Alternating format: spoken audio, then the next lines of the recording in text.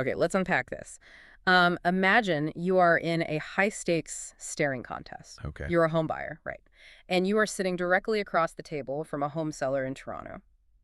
The tension is incredibly thick. I mean, neither of you is blinking. Right, right. But instead of finally giving in and, dropping the price to close the deal, the seller just keeps her eyes wide open, slowly stands up, and just backs out of the room entirely. Just walk away. Exactly. They aren't losing the staring contest. They are just refusing to play the game altogether.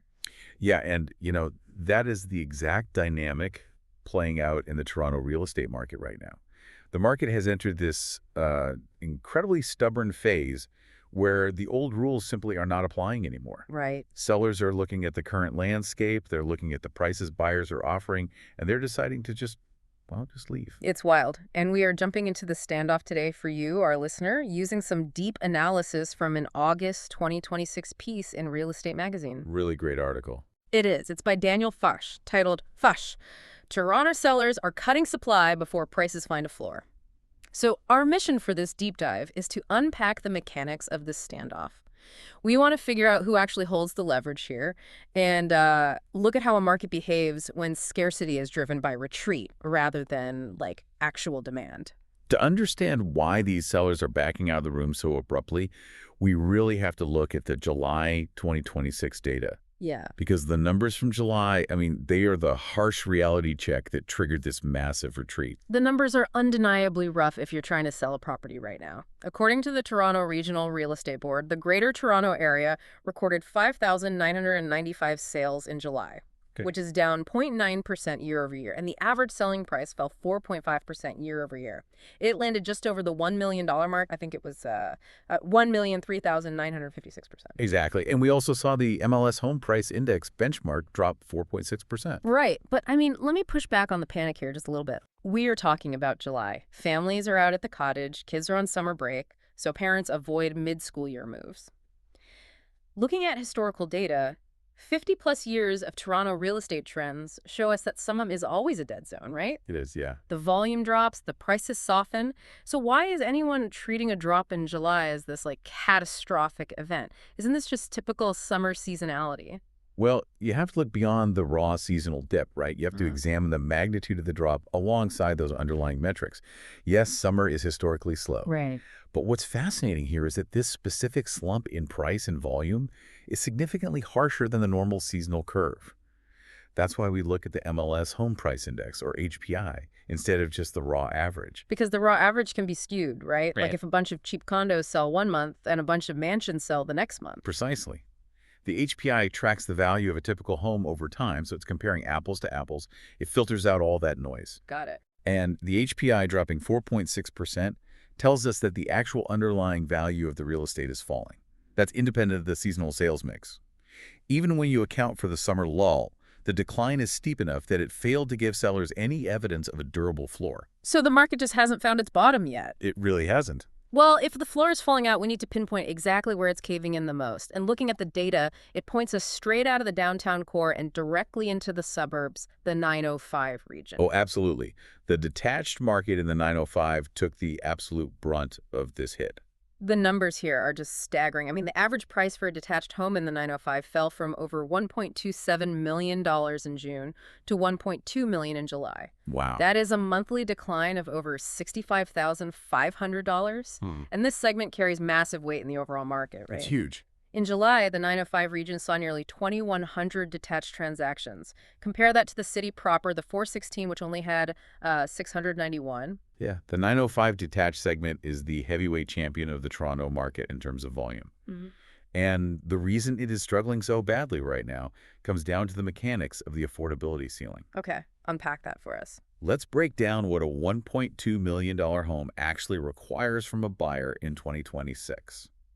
First, you need a massive down payment. Usually that's 20% to avoid crippling insurance premiums. Which is what, like $240,000 in cash? Exactly. Just sitting in cash. Then you have to pass a strict mortgage qualification test, often testing you at rates well above 7%. That's brutal. It is. Yeah. And your monthly carrying costs, when you factor in property taxes and utilities, they're just enormous. This creates what I like to think of as a real estate traffic jam. Here's where it gets really interesting. Most of the people buying a $1.2 million detached home in the suburbs are move-up buyers. Right. They already own a starter home, maybe a small condo in the city or a townhouse, and they need to sell that first property to afford the big detached home. But if they can't sell their starter home, they can't move. It's like a stalled car on a single-lane highway. That one stalled car stops the car behind it, and suddenly the entire highway is backed up for miles. Weakness in the starter market literally stops the next transaction up the chain. That's a perfect analogy. The entire machine becomes totally illiquid, and we need to ask why that first car is stalled in the first place, right? Yeah, why aren't the starter homes selling? The primary cause is a complete absence of first-time buyers. The current interest rates, combined with high entry-level prices, have effectively priced a massive chunk of first-time buyers out of the market entirely. Oh, wow. Yeah, their incomes simply cannot service the debt required to buy that entry-level condo. So no first-time buyers means the entry-level condo doesn't sell, Exactly. which means the condo owner can't buy the townhouse, which means the townhouse owner can't buy the $1.2 million detached home in the 905. Total system gridlock. Total gridlock. Okay, so with the highway completely jammed up, how do the sellers of these 905 homes react? Because they aren't just sitting there patiently. No, they take the nearest exit ramp. They're going on a de facto strike. A strike. Yeah, the data on this seller strike is phenomenal to watch. Right. We saw new listings plummet 17.8% year over year in July, falling to 14,484. Active listings fell 12.1%. Jeez. Sellers pull back their supply incredibly fast. Okay, I am looking at this through the lens of Basic Economics 101, and I have to admit I'm, totally confused. Okay, why is that? Well, so what does this all mean? If supply is dropping by almost 18%, that is a massive withdrawal of inventory. Shouldn't that scarcity drive prices up, or at least, I don't know, stabilize them? You'd think so, normally. Yeah, if there are fewer homes on the market, why aren't buyers fighting over what's left? Why aren't we seeing bidding wars again? If we connect this to the bigger picture, we have to differentiate between the type of scarcity we're dealing with. A market that tightens because buyers are aggressively scooping up properties behaves entirely differently than a market that tightens because sellers are simply disappearing. Scarcity by retreat versus scarcity by demand. Yes. The scarcity we are seeing isn't from 10 buyers fighting over one house. It's from 9 out of 10 sellers just refusing to list their house. Right. We track this using a metric called the sales to new listings ratio. It measures the number of homes sold divided by the number of new homes listed in that same month. In July, that ratio ticked up slightly from 36.5% to 37.1%. Okay. We also track months of inventory, which basically asks, if no new homes hit the market, how long would it take to sell everything currently listed? That eased slightly from 4.7 down to 4.6 months. So technically the market tightened a tiny bit on paper, but it doesn't feel tight on the ground. It doesn't feel tight because the buyer's budget is still the absolute ceiling for the clearing price of a home. Sellers are taking away inventory to prevent buyers from gaining even more downward momentum on price. But, they can't force buyers to pay money they don't have. That makes total sense. Interestingly, we are seeing fewer active cancellations this year compared to last year. Sellers aren't listing, failing, and then canceling. They're preemptively avoiding the market altogether, or they're delaying their listing until they see better data. They are keeping their chips off the table until they feel the odds are better. Exactly. Which brings up the crucial question of leverage. In this staring contest we talked about earlier, who actually holds the power right now? Because the data strongly points to the buyers holding all the cards, even with the sellers aggressively pulling inventory. The buyers are absolutely in the driver's seat. A great indicator of this is days on market. GTA properties are now sitting for 45 total days when you include relistings. Wow. Think about how that feels to a seller who a few years ago expected to sell in a single weekend with, bully offers. The 45 days is an eternity to them. And when a sale finally does close, it is averaging 97% the latest asking price. So with 4.6 months of inventory sitting out there, a buyer can look at 5 different detached homes in a neighborhood, take their time, negotiate really hard, and just walk away if the seller pushes back. They don't have to rush. And on the other side of that negotiation table, you have sellers clinging to what the article calls expired price expectations. Oh, interesting phrase. Yeah, a seller might be looking at what their neighbor's house sold for during the spring market in April and pricing their home based on that comparable. But the buyer isn't looking at April. The buyer is looking at the reality of July's stagnant inventory. Right. If a seller insists on that spring price, they will just sit on the market, accumulate days, look stale to new buyers, and eventually have to slash the price or take the listing down without a sale. But wait, we hear so much about the renewal wall in Canadian real estate, this incoming wave of homeowners who bought or refinanced at rock bottom rates in 2021 and are now being forced to renew at much higher rates. Yeah, it's a huge topic. Shouldn't that renewal wall be forcing these sellers into desperate fire sale capitulations? Why aren't they totally panicked? We are definitely hitting that renewal wall, and it is causing financial pain, no doubt. But we have to look at the specific cohort of sellers active in the market right now. Many of these homeowners still have significant equity in their properties. Ah, okay. Their monthly payments might be jumping, which is why they want to sell, but they are not underwater on the mortgage. Because they have that equity cushion, they are much less motivated and honestly much less desperate than sellers who might be forced to liquidate. So if they aren't desperate, they have options. And what the data suggests is that instead of selling for a massive discount, it's like a kid playing a game who takes their ball and goes home because they don't like the score. That's a good way to put it. But it's also highly pragmatic. I mean, they're adopting a rent or wait strategy. The logic is fascinating. If I can't get the price I want to cash out my equity, I will just pivot. I'll put a tenant in the property to cover the carrying costs, or at least stop the bleeding, and I will ride out the storm. The rental market data completely supports this shift. We've seen some of the highest numbers of new rental listings hit the market in the last 2 years. Really? Yes. Homeowners are doing the math. If current rents can cover the bulk of that higher renewal mortgage payment, it makes financial sense to become a landlord temporarily, rather than lock in a $55,000 loss on a sale. That is wild. So we know the buyers have the leverage. We know the affordability ceiling has gridlocked the market. And we know sellers are pulling supply and renting their homes out instead of dropping prices. Exactly. So for anyone looking to actually navigate this standoff, how does it end? What are the actual tangible signs we should be looking for this fall to know if the market has finally found a durable floor? The author lays out 3 very clear stress tests for the fall 2026 market. Huh? If you're trying to time a purchase or a sale, these are the metrics to watch. Okay, what's test number 1? The first test goes directly back to that active inventory we just dissected.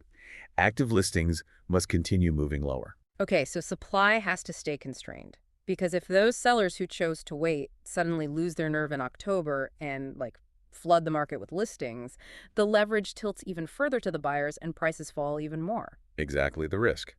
The second test is the home price index.